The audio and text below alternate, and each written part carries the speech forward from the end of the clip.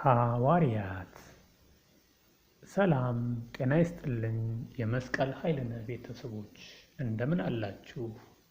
ዛሬ የምንነጋገረው ስለ ሐዋርያት ሲሆን ሐዋርያት ኢየሱስ የመረጣቸውን ሐዋርያትን በመንፈስ ቅዱስ ካዘዛቸው በኋላ እስከ አረገበት ቀን ድረስ ያደረገውና ያስተማረው ዘንድ ስለጀመረው ሁሉ መጀመሪያውን ነገር እንዲህ ጻፍኩ ይላል የሐዋርያት ሥራ። ደግሞ 40 ቀን እየታያቸው ስለ እግዚአብሔርም መንግሥት ነገር እየነገራቸው በብዙ ማስረጃ ከሕማማቱ በኋላ ሕያው ሆኖ ለእነርሱ ራሱን አሳያቸው። ከእነርሱም ጋር አብረው ሳለ ከኢየሩሳሌም እንዳይወጡ አዘዛቸው። ነገር ግን ከእኔ የሰማችሁትን አብ የሰጠውን የተስፋ ቃል ጠብቁ። ዮሐንስ በውኃ አጥምቆ ነበርና እናንተ ግን ከጥቂት ቀን በኋላ በመንፈስ ቅዱስ ታጥምቃላችሁ አላቸው። ሐዋርያት ማለት ቃሉ የግዕዝ ሲሆን ሆረ ሄደ ከሚለው አንቀጽ የወጣ ነው። ትርጉሙም የተላኩ መልእክተኞች፣ ዓለምን ዙረው የሚያስተምሩ ወይንም ለማስተማር የተላኩ ማለት ነው። ሁሩ መሃሩ ኩሉ አሕዛበ እንዘ ተአጠምቅዎሙ በስመ አብ ወወልድ ወመንፈስ ቅዱስ። እንግዲህ ሂዱና አሕዛብ በአብ በወልድ በመንፈስ ቅዱስ አጥምቁ አለ። ወደ ዓለም ሁሉ ሂዱ፣ ወንጌልንም ለፍጥረታት ሁሉ ስበኩ በማለት ወንጌለ መንግሥትን እንዲያስፋፉ፣ እንዲያስተምሩ፣ እንዲሰብኩ ላካቸው። እነርሱንም ከተለያዩ ቦታ ማለትም አንዱን ከቀራጭነት ሌሎችን ከዓሣ አጥማጅነት መርጦ ለአንድ ዓላማ አሰማራቸው። ናትናኤልን ከበለስ ዛፍ ስር ጠብቆ ለዚህ ለሐዋርያት ዓላማ አጭቶት ነበርና፣ እንዲሁም ጴጥሮስን፣ እንድርያስን፣ ያዕቆብና ዮሐንስን ዓሣ ከሚያጠምዱበት በኋላዬ ኑና ተከተሉኝ፣ ሰዎችን አጥማጆች አድርጋችኋለሁ ብሎ ጠራቸው። ሁሉንም ትተው የአምላካቸውን የጥሪ ድምፅ ሰምተው እንደተከተሉትና በወንጌል መርበብነት ከዓለም ባሕር የሰጠሙትን ምዕመናን ለማጥመድ ወደ መርከቢቱ ቤተ ክርስቲያን አስገባቸው። የሐዋርያት መመረጥ የጌታችን የመድኃኒታችን የኢየሱስ ክርስቶስ አጋንንትን እያወጣ ለምጽን እያነጻ በከተማዎችና በመንደሮች ሲያልፍ ሕዝቡን ሲመለከት እረኛ እንደሌላቸው በጎች ተጨንቀው ተጥለው ነበርና አዘነላቸው። መከሩስ ብዙ፣ ሰራተኞች ግን ጥቂቶች ናቸው። ከእንግዲህ የመከሩን ጌታ ወደ መከሩ ሰራተኞችን እንዲልክ ለምኑት አላቸው። ይህም ብሎ ከተከተሉት መካከል 12ቱን ደቀ መዛሙርት መረጣቸው። ስማቸውም ታላቁን በዕድሜም በየዋህነትም ታላቅ ተብሎ የሚታወቀውን ኬፋ ወይም ስምዖን፣ በመጽሐፍ ቅዱስ በዋናነት ስሙ ጴጥሮስ ነው። ጴጥሮስ። ሁለተኛው ወንድሙ እንድርያስ ነው። ሦስተኛው ዮሐንስ የዘብዴዎስ ልጅ እና አራተኛው ያዕቆብ የዘብዴዎስ ልጅ ናቸው። ያዕቆብና ዮሐንስ የዘብዴዎስ ልጆች ናቸው። ጴጥሮስንና ወንድሙን እንድርያስን ጠርቶ አለፍ ብሎ የዘብዴዎስ ልጆችንም በዛው ጠራቸው። አምስተኛው ፊልጶስ ነው።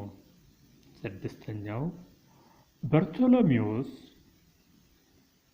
አንዳንዴ እሱን ናትናኤል የሚሉት አሉ። በርቶሎሜዎስ ነው። በነገራችን ላይ በርቶሎሜዎስ በሀገራችን በኢትዮጵያ መጥቶ ሰብኳል። በሱ ስምም ያጠመቅበት ቦታ የሎሚ ወንዝ ወይም የበርቶሎሜ ወንዝ ይባላል።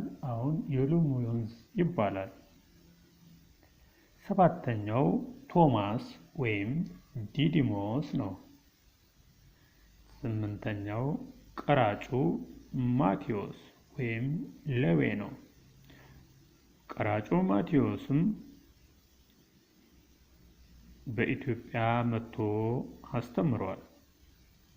ዘጠነኛው የእልፍዮስ ልጅ ያዕቆብ ወይም ታናሹ ያዕቆብ። እዚህ ላይ ታናሹ ያዕቆብ የተባለበት የዘብዴዎስ ልጅ ያዕቆብም ሌላ ስላለ ነው።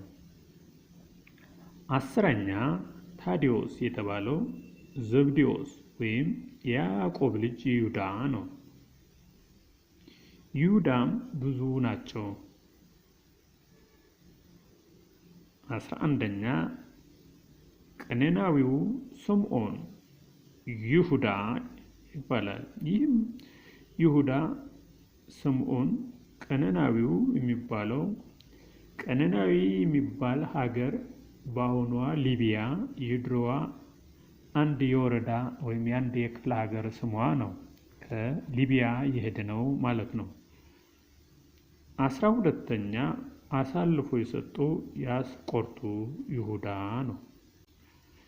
ስለዚህ አንደኛው ጴጥሮስ፣ ሁለተኛ አንድሪያስ፣ ሶስተኛው ያዕቆብ፣ አራተኛ ዮሐንስ፣ አምስተኛ ፊልጶስ፣ ስድስተኛ በርቶሎሜዎስ፣ ሰባተኛ ቶማስ፣ ስምንተኛ ማቴዎስ፣ ዘጠነኛ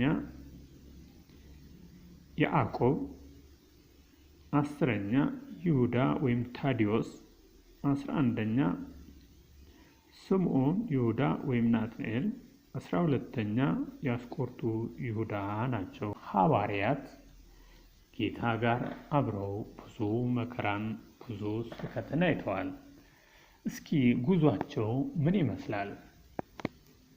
ወደ ጉዟቸው ስንሄድ ሐዋርያው ጉዞ እጅግ በጣም ፈታኝና ውስብስብነት የበዛበት መሆኑን ጌታችን መድኃኒታችን ኢየሱስ ክርስቶስ አስቀድሞ ገልጾላቸው ነበር። ውጊያው ከሥጋና ከደም ጋር ሳይሆን ከርኩሳን መናፍስት ወይም ከአጋንንት ጋር መሆኑን ገልጾላቸዋል። ናሁ አነ አፌንወክሙ ከመ አባግዕ ማእከለ ተኩላት፣ እነሆ እኔ እንደ በጎች በተኩላ መካከል ልካችኋለሁ። እንደ ርግብ የዋህ እንደ እባብ ብልህ ሁኑ። ነገር ግን ወደ ሸንጎ አሳልፈው ይሰጧችኋል፣ በምኩራቡም ይገርፏችኋል፣ ያሰቃዩአችኋል ብሎ ተልእኳቸው መከራ የበዛበት እንደሚሆን አስጠንቅቋቸው አስተምሯቸው ነበር። ሐዋርያት የቤተ ክርስቲያን መሪዎች እንደመሆናቸው መጠን ብዙ ኃላፊነት ተሸክመው ነበር። በተለይም ከበዓለ ሃምሳ በኋላ 3000 የሚሆኑ ሰዎች መጠመቃቸውና ምዕመናን ቁጥር መብዛት በአይሁድና በወግ አጥባቂዎቹ ዘንድ ቁጣን አስከትሎ ነበር። እዚህ ላይ 3000 የሚሆኑ መጠመቃቸው ይል እንጂ መንፈስ ቅዱስ በወረደበት ጊዜ ከ5000 በላይ ምዕመናን ወደ ተዋሕዶ ተጠምቀው ነበር። በአንድ ቀን መንፈስ ቅዱስ በወረደበት ቀን። ስለዚህ ብዙ ሸክም ሆኖባቸው ነበር፣ ወይም ማስተዳደሩ ከብዶባቸው ነበር። ምክንያቱም ብዙ ስለተጠመቀ ሌሎች አይሁዳውያኖች እና ወግ አጥባቂዎች ይህ ነገር ወዴት እየሄደ ነው ብለው ሊገሏቸው፣ ሊያስሯቸው ይፈልጓቸው ነበር፣ ያሳድዷቸው ነበርና በሁሉም ዘንድ ቁጣን አስነስቶ ነበር። ሌላው ደግሞ የእስጢፋኖስ መገደል በግሪክ ቋንቋ ተናጋሪ ምዕመናን ዘንድ ታላቅ ድንጋጤና ፍርሃትን ፈጥሮ ነበር። ገድለ እስጢፋኖስ የመጀመሪያው ሰማዕት ነው። ሰማዕትነት ከሐዋርያት የተጀመረው በእስጢፋኖስ ነው። ስለዚህ እስጢፋኖስ በመሃላቸው በሕዝብ መሃል በድንጋይ ተወግሮ እንዲሞት ስለተደረገ ሁሉም ሐዋርያት በድንጋጤ ተውጠው ነበር። በተጨማሪም በዘመኑ የነበረው ንጉሥ በቤተ ክርስቲያን በአንዳንዶቹ ላይ እጁን በመጫኑ ወይም አገዛዝን ስላጠበቀ ማለት ነው። በተለይም የዮሐንስ ወንድም ያዕቆብን በሰይፍ በማስገደሉና ቅዱስ ጴጥሮስን በማሰሩ ምክንያት ፍርሃት ነግሶባቸው ነበር። እንግዲህ የሐዋርያት ጉዞ ቀስ በቀስ አደጋው እየበዛ ሄዶ ነበር። ገዳያቸው፣ አባራሪያቸው በጣም እየበዛ ሄደ። የመጀመሪያው ሰማዕት ቅዱስ እስጢፋኖስ ወይም እስጢፋኖስ ከሆነ በኋላ ከዛ ያዕቆብ በሰይፍ ተገደለ፣ ጴጥሮስ ታሰረ። እንዲህ እያለ ሐዋርያቶች ይሳደዱ፣ ይታሰሩ፣ ይገፉ ጀመር። ኃይለ መንፈስ ቅዱስን በጽርሐ ጽዮን ልኮላቸው ነበር። ከዕርገት በኋላ ሁለት ሁለት በመሆን ዓለምን በዕጣ ተከፋፍለው ይህንንም አልጫ ወይም መጥፎ ዓለም በወንጌል ጨውነት አጣፍጠው በከንቱ ዘነስአክሙ ሀበ በከንቱ የዋጋ የተቀበላችሁትን ቃሌን ያለ ዋጋ በነፃ ስጡ፣ አስተምሩ በማለት የነገራቸውን ቃል መርህ በማድረግ ለትምህርተ ወንጌል ተሰማሩ። አስተምረውም አጠመቁ። መምህራቸው ክርስቶስ እንዲህ ብሏቸው ነበር፣ በሕዝብ መንገድ አትሂዱ፣ ወደ ሳምራውያን መንደርም አትግቡ። ድውዮችን ፈውሱ፣ ሙታንንም አስነሱ፣ ለምጻንንም አንጹ፣ አጋንንትንም አውጡ። ከአንዲቱ ከተማ መከራ ቢጸናባችሁ ወደ ሌላይቱ ከተማ ሸሹ ብሎ ለሐዋርያት እንዲህና ሌሎችንም አስቀድሞ አስተምሯቸው ነግሯቸው ነበር። እነዚህ ሐዋርያት ይህን ሁሉ ያደረጉ እንጂ በእግዚአብሔር ዘንድ ስልጣናቸው ምንድን ነው የሚለውን ስናይ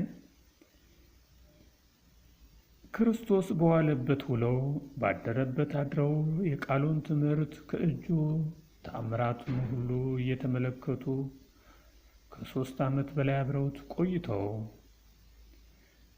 በእሱ ጋር በተለያዩ ጊዜ የተለያየ ስልጣን ሰጥቷቸዋል።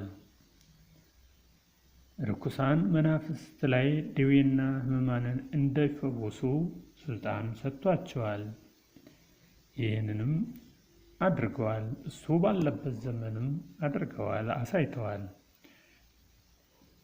መንግሥተ ሰማያትን ምስጢር የማወቅ ስልጣን ሰጥቷቸዋል። በሰማይና በምድር የማሰርና የመፍታት ስልጣን ሰጥቷቸዋል።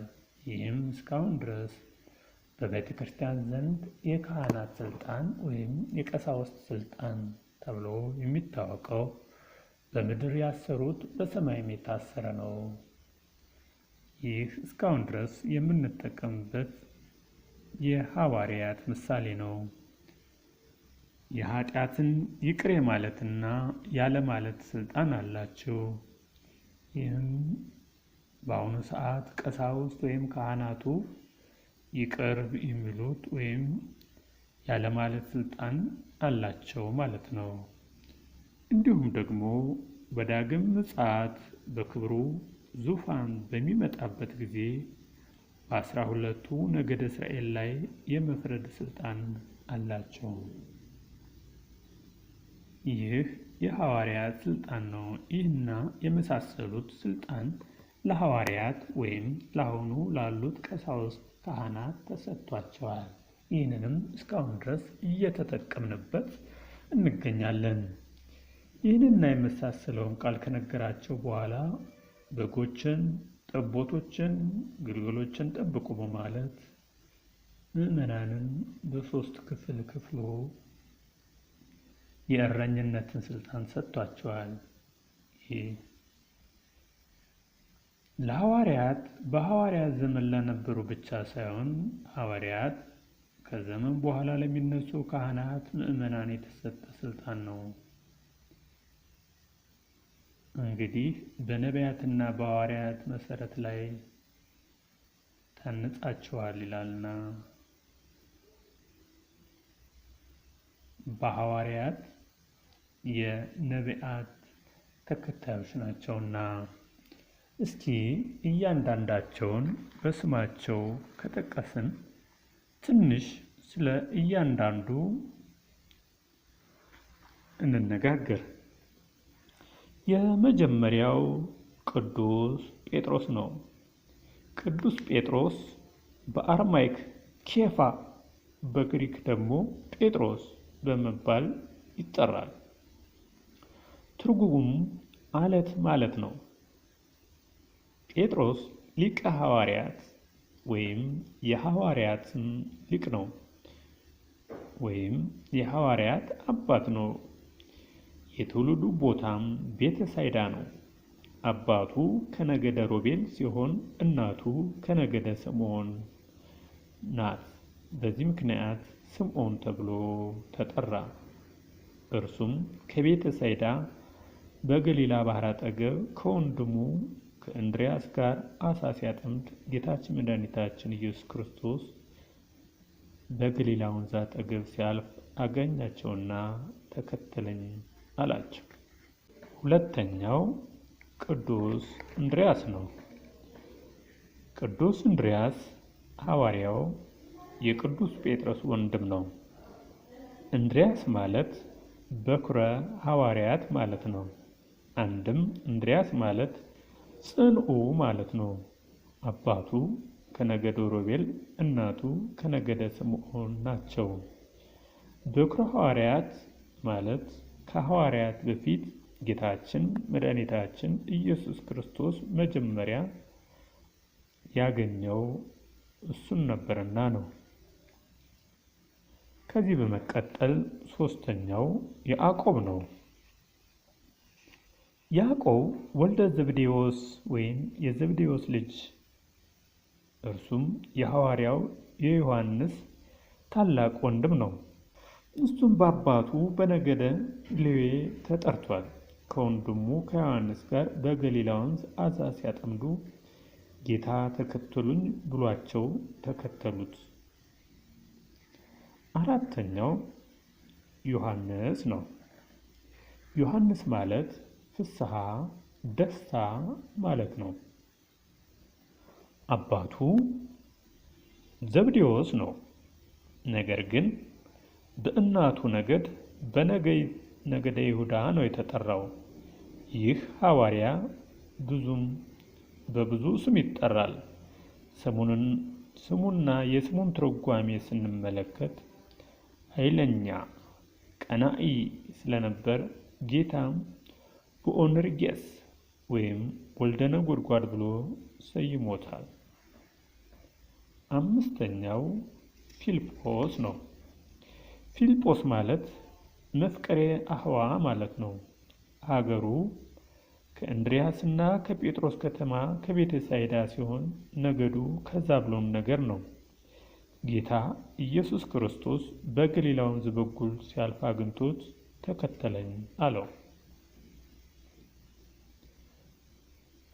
ስድስተኛ በርቶሎሜዎስ ነው። በርቶሎሜዎስ ትውልዱ ከነገደ ኔፍታሌም ነው። በርቶሎሜዎስ ማለት ቃሉ የዕብራይስጥ ሲሆን በር ልጅ ማለት ነው። አንድም ወልደ የማን ማለት ነው። ሐዋርያው በርቶሎሜዎስ ለስብከት የደረሰው ሀገረ አልዋህ ይባላል። ይህ ሀገር ምናልባትም አርመን ሳይሆን አይቀርም። የዚህ ሀገር ሰዎች ሐዋርያው በርቶሎሜዎስና ቅዱስ ጴጥሮስን ለማስተማር ወደ ሀገራቸው እንዳይገቡ ከልክለዋቸው ነበር። ወደ ሀገራችን ወደ ኢትዮጵያ መጥቶም አስተምሯል። በርቶሎሜዎስ በስሙም እንዳየነው የሎሚ ወንዝ ወይም የበርቶሎሜዎስ ወንዝ ይባላል። ምዕመናንን ያጠመቀበት ቦታ ወንዝ ማለት ነው። ሰባተኛው ቶማስ ነው። ቶማስ በአርማይክ ቋንቋ ሲሆን ዲዲሞስ ደግሞ በግሪክ ነው። ትርጉሙም መንታ ማለት ነው። ስምንተኛ ማቴዎስ ነው። ማቴዎስ ማለት ህሩይ አመጽብሃን ማለት ነው። ነገዱም ከይሳኮር ነገድ ነው። አባቱ እልፍዮስ ይባላል። ዘጠነኛ ያዕቆብ ወልደ እልፍዮስ ነው። የእልፍዮስ ልጅ ያዕቆብ። ያዕቆብ ማለት ሸኮና ያዥ ማለት ነው። ትውልዱ ከነገደ ጋድ ነው። አባቱ እልፍዮስ ይባላል። ከወንድሞቹ ከሐዋርያት ጋር በመሆን ወንጌለ መንግስቱን ለፍጥረት ሁሉ ሰብኳል። አስረኛው ታዲዮስ ነው። ታዲዮስ ሌላ ስሙ ዘብዴዎስ ነው። ዘብዴዎስ ማለት አሳ አስጋሪ ማለት ነው። አንድም ዘርእ ወማዕረር ማለት ነው። ኦሪትን እንደ ዘረ ወንጌል እንደ መከር አድርጎ አስተምሯልና። 11ኛ ከነነዌው ስምዖን ወይም ቀናተኛው ነነዌዊ ስምዖን ነው። ስምዖን ነገዱ ከነገደ ብንያም ነው። ቀናተኛው ስምዖን ይለዋል። ይህም የተባለበት ምክንያት ለሕገ አምላኩ ቀናኢ ስለሆነ ነው። ቀነናዊ የተባለው የቃና ሰው በመሆኑም ነው። ናትናኤልም ተብሎ ተጠርቷል። ጓደኛው ፊልጶስ ወደ ጌታ ሲያመጣውና ጌታችን ኢየሱስ ክርስቶስ ለመጀመሪያ ጊዜ ሲያገኘው ተንኮል የሌለበት የእግዚአብሔር ሰው ብሎ መስክሮለታል። 12ኛው ይሁዳ አስቆሮታዊው ነው። ይሁዳ ማለት ታማኝ ማለት ነው። ትውልዱ ከነገደ ዳን ነው። ዳን ወንድሙ ዮሴፍን በ30 ብር እንደሸጠ ይሁዳም ጌታውን በ30 ብር ሽጧል። የተወለደው ቂያትር ሐጾር ከሚባለው የአስቆርቱ አውራጃ ንዑስ ክፍል ነው። እንግዲህ ሌላው ከ12ቱ ሌላ ሐዋርያት ተብሎ የተመረጠው ማቲያስ ማለት የአስቆርቱ ይሁዳ ጌታውን በ30 ብር አሳልፎ ከሸጠው በኋላ በይሁዳ እግር ሐዋርያው ቅዱስ ጴጥሮስ ከ120 ማህያዊ ሰዎች መካከል በይሁዳ ምትክ ይሁዳ በተዋት በዚች ሐዋርያት አገልግሎት አንድ ሰው እንዲተካ በተናገረው መሰረት ሁሉም ተስማምተው በርስያን የተባለውን ዮሴፍንና ማቲያስን ሁለቱን አቅሞ ከጸለዩ በኋላ ዕጣ ሲወጣጣ ለማቲያስ ወደቀ። እርሱም ከ11 ሐዋርያት ጋር ተቆጠረ። ሌላው ሐዋርያ ቅዱስ ጳውሎስ ነው። ቅዱስ ጳውሎስ የቀድሞ ስሙ ሳውል ይባል ነበር። ሳውል በብሉይ የወጣለት ስሙ ሲሆን ጳውሎስ ግን የሐዲስ ኪዳን ስሙ ነው። ሳውል በዕብራይስጥ ሲሆን ጳውሎስ በሮማውያን ቋንቋ ነው። እንግዲህ ክቡራን የመስቀል ኃይሌነ ቤተሰቦች ዛሬ ስለ ሐዋርያት ወይም ስለ ደቀ መዛሙርት የተነጋገርነውን ይህን ይመስል ነበር። በሌላ ጊዜ እስክንገናኝ ድረስ መልካም ጊዜ ይሁንላችሁ። ሰላማችሁ ይብዛ። ክቡራን የመስቀል ኃይለነ ቤተሰቦች በአገር ውስጥም በውጭም ያላችሁ መስቀል ኃይለነን ስለተከታተላችሁ እናመሰግናለን። ፈጣሪ አምላክ ከሁላችን ጋር ይሁን። ሀገራችን ሰላም ያደርግልን።